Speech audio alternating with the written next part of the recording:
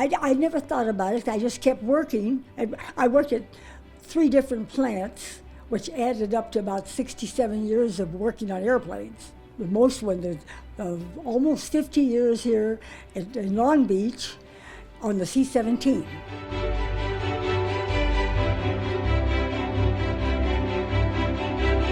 I like things physical. I don't want to sit in the office all day.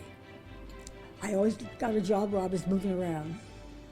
Maybe that's why I'm 101. My grandson took 3 hours of taking pictures with me, with everybody. I took pictures with everybody.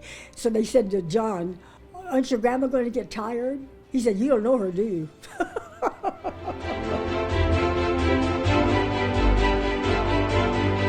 You make history in your own way with the new technology we have. We have so much new technology, and they're proving it already. They're proving it. Oh my goodness, the smart women we see. I just adore all those girls there.